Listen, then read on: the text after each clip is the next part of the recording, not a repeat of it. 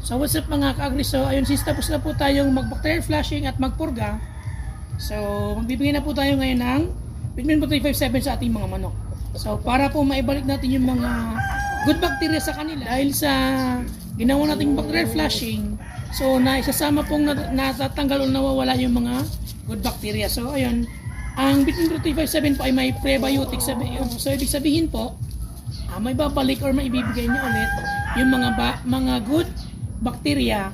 At syempre, nandun na rin po yung pagbabawas ng stress at pagganda ng katawan at pagpula ng mukha ng ating mga manok. So kung makikita nyo naman po, itong ating rooster ay napakaganda na.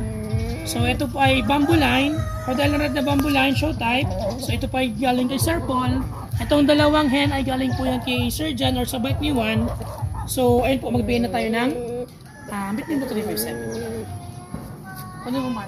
So ayun mga ka-agri, magbigay na po tayo ng Vitamin 357 sa ating rooster. So by the way, ito po ay mga 7 months old. So by January or mga katapusan ng January po, isasalang ko na ito sa breeding, then pwede na tayo makapag-produce ng mga sisiw natin.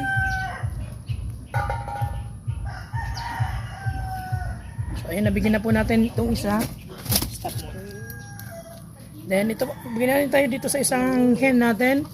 Or pulit pala kasi hindi pa nangingitlog.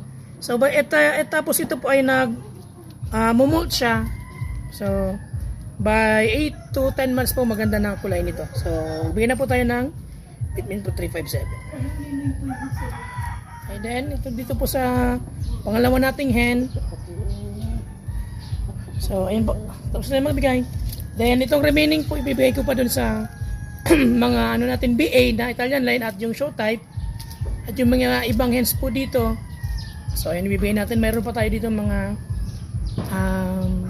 going 7 months old na mga rooster, ay mga kakarel din na bamboo line.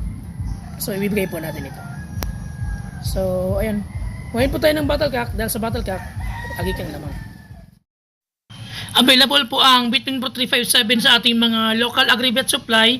Maghanap na lang po kayo kung kailangan nyo. So sa paraan po ng paggamit, kapag normal weather condition po, magbigay lang tayo ng isang tablet sa isang linggo. Kapag naman po sobrang mainit o sobrang maulan, so magbigay po tayo ng 3 tablet sa loob ng isang linggo. At kapag naman po conditioning or ilalaban natin ang ating mga manok, so magbigay po tayo every other day ng Vitamin 357. Sa Vitamin 357, pumuputok ang palo ng manok nang walang turok.